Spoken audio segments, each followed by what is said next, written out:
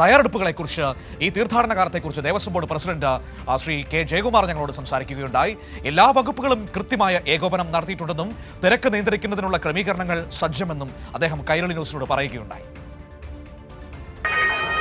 മകരവിളക്കിനുള്ള തയ്യാറെടുപ്പുകളെല്ലാം സന്നിധാനത്ത് പൂർത്തിയായി കഴിഞ്ഞിരിക്കുകയാണ്. നിരവധി തീർത്ഥാടകരെ കൊണ്ട് സന്നിധാനവും പരിസര പ്രദേശവും നിറഞ്ഞു കഴിഞ്ഞിരിക്കുന്നു. ഈ ഘട്ടത്തിൽ Thiruvithamkoor Devaswom board president K Jayakumar നമുക്കിപ്പോൾ ചേരുകയാണ്. നമസ്കാരമുണ്ട്. നടപടിക്രമങ്ങളെല്ലാം പൂർത്തിയായി. ഒരു മണ്ഡല മകരവിളക്ക് കാലം സുഖകരമായി പരിസമാപ്തിയിലേക്ക് എത്തുകയാണ്. എങ്ങനെയാണ് ഈ മണ്ഡല തീർത്ഥാടന കാലത്ത് നോക്കി കാണുന്നത്? ഇതുവരെ വലിയ പ്രശ്നങ്ങളൊന്നുമില്ലാതെ നമ്മൾ ഇവിടെ വരെ എത്തി. ഒരുപാട് പേരുടെ പ്രവർത്തനം ഈ സുഗമമായ നടത്തിപ്പിൻ്റെ പിന്നിലുണ്ട്. പ്രത്യേകിച്ച് പോലീസുകാരുടെ വലിയ സേവനം, ഒക്കെ ഒരുപാട് വകുപ്പുകളുടെ സേവനം ഇതിൻ്റെ പിന്നിലുണ്ട്.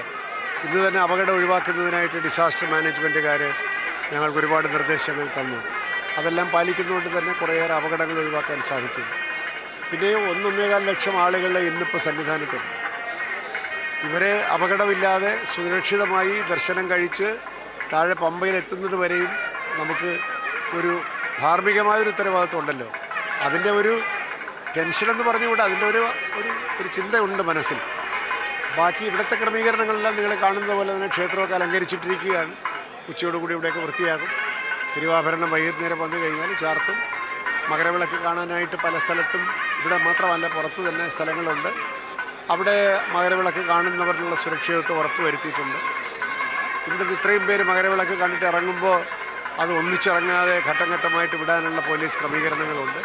മറ്റ് സർക്കാർ വകുപ്പുകളൊക്കെ തന്നെ വളരെ സഹകരിച്ച് ഈ പ്രശ്നങ്ങളൊന്നുമില്ലാതെ ഇതുവരെ എത്തി.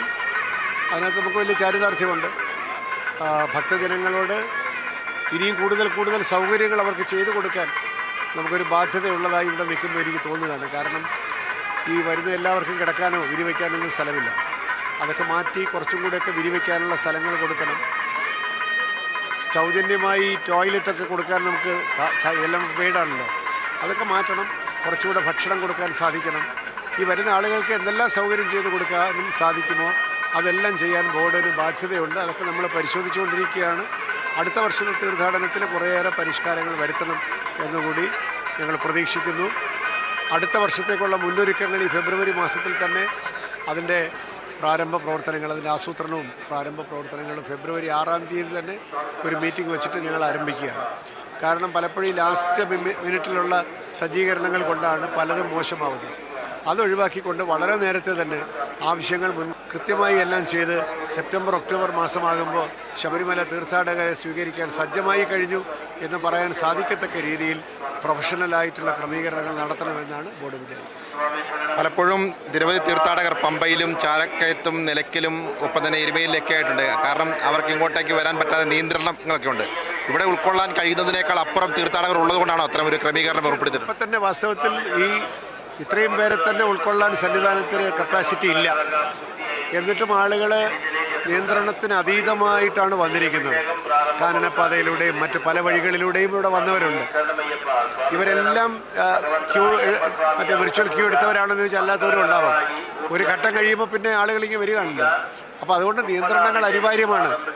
പിന്നെ എല്ലാവരും മകരവിളക്ക് ദിവസം തന്നെ വരുന്നു എന്നുള്ളത് ഒരുപാട് പ്രായോഗിക ബുദ്ധിമുട്ടുകളുണ്ട്. അപ്പോൾ അതിനകത്ത് നമുക്ക് കുറച്ച് നിയന്ത്രണങ്ങൾ ഏർപ്പെടുത്താൻ പറ്റും. കുറച്ച് സൗകര്യങ്ങൾ വർദ്ധിപ്പിക്കണം. അങ്ങനെ മാത്രമേ നമുക്കിതിനെ കൈകാര്യം ചെയ്യാൻ സാധിക്കൂ. ഓരോ വർഷവും കൂടുതൽ സൗകര്യങ്ങൾ മെച്ചപ്പെടുമ്പോൾ ഈ സൗകര്യങ്ങൾ മെച്ചപ്പെടുന്നതനുസരിച്ച് കൂടുതൽ തീർത്ഥാടകർ സന്നിധാനത്തേക്ക് വരികയാണ്. അപ്പോൾ അവരെ ഉൾക്കൊള്ളാൻ പറ്റുന്ന ഒരു സൗകര്യം ഇവിടെ ഇല്ല. ഇതിവിടെ ഒരു പരിമിതിയുണ്ട്.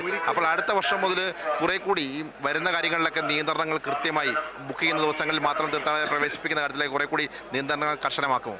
നിയന്ത്രണങ്ങൾ കർശനമാക്കുക എന്നുള്ളതിനേക്കാൾ കൂടുതൽ ഇതൊരു പോലീസ് രാജല്ലല്ലോ. നിയന്ത്രിക്കുക, വടം കെട്ടി നിർത്തുക, അതൊന്നും അല്ല ഇവിടെ വേണ്ടത്. ശരിക്കും പറഞ്ഞാൽ ഭക്തരോട് നമ്മളുടെ ആശയവിനിമയം കുറച്ചും കൂടെ വർദ്ധിപ്പിക്കണം.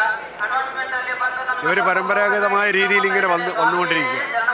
അപ്പോൾ അതുകൊണ്ട് സാധാരണ ദിവസങ്ങളിൽ, മാസങ്ങളിൽ വരാൻ ശ്രമിക്കുക. ഇവിടുത്തെ ക്രൗഡ് അനുസരിച്ചിട്ട് വരാൻ ശ്രമിക്കുക. പിന്നെ ക്യൂ ബുക്ക് ചെയ്തിട്ട് മാത്രം വരാൻ ശ്രമിക്കുക. തുടങ്ങി ഈ കർണാടകയിലും ആന്ധ്രയിലും ഒക്കെയുള്ള ആളുകളോട്, തമിഴ്നാട്ടിലും ഒക്കെയുള്ള ഭക്തരോട് നിരന്തരമായിട്ടുള്ള ഒരു ആശയവിനിമയം നടത്തണം. അതിന് ബോർഡിന് സംവിധാനം ഇതുവരെ ഇല്ല. ആ ആശയവിനിമയത്തിൻ്റെ കുറവ് കൊണ്ടാണ് ഇപ്പോഴും ആളുകൾ ഉദാഹരണത്തിന് ആചാരത്തിൻ്റെ ഭാഗമെന്നും അല്ലെങ്കിൽ ചില ശീലങ്ങളുടെ ഭാഗമായിട്ട് ഉടുതുണി പമ്പയിൽ അഴിച്ച് കളയുക, പിന്നെ ക്ഷേത്രത്തിൻ്റെ മുകളിൽ തുണിയെടുത്തെറിയുക തുടങ്ങി ആവശ്യമില്ലാത്ത ആചാരങ്ങൾ. ഇതൊക്കെ നമുക്ക് നിർത്തണമെങ്കിൽ നിരന്തരമായി അവരോട് പറഞ്ഞുകൊണ്ടിരിക്കണം. അതിനുള്ള ചില കമ്മ്യൂണിക്കേഷൻസിനെ പറ്റി നമ്മൾ ചിന്തിക്കുകയാണ്. അങ്ങനെ മാത്രമേ നമുക്ക് ഈ അടുത്ത സീസണിൽ ആളുകളുടെ വരവ് ഒരേപോലെ ക്രമീകരിക്കാൻ സാധിക്കൂ എന്ന് ഞാൻ വിചാരിക്കുന്നു. അപ്പോൾ എല്ലാത്തിനും സജ്ജമാണ്. മകരവിളക്കിന് വേണ്ടിയുള്ള എല്ലാ തയ്യാറെടുപ്പുകളും പൂർത്തിയായി. ഇനിയിപ്പോൾ 10 മണിക്ക് ഹരിവരാസന അവാർഡ് കൊടുക്കുന്ന ചടങ്ങാണ്. അത് കഴിഞ്ഞ് കഴിഞ്ഞാൽ ഉച്ചയ്ക്കോടുകൂടി ഇവിടെ അടയ്ക്കും. പിന്നെ 6 മണിക്ക് തിരുവാഭരണം, മകരവിളക്ക് തുടങ്ങിയ കാര്യങ്ങളോടുകൂടി ഈ ദിവസത്തെ വലിയ കാര്യങ്ങൾ അവസാനിക്കും. എല്ലാം ഭംഗിയായിട്ട് നടക്കട്ടെ എന്നാണ് പ്രാർത്ഥന. എന്തായാലും എല്ലാവിധ തയ്യാറെടുപ്പുകളും സന്നിധാനത്ത് പൂർത്തിയായി കഴിഞ്ഞിരിക്കുകയാണെന്നാണ് തിരുവിതാംകൂർ ദേവസ്വം ബോർഡ് വ്യക്തമാക്കുന്നത്.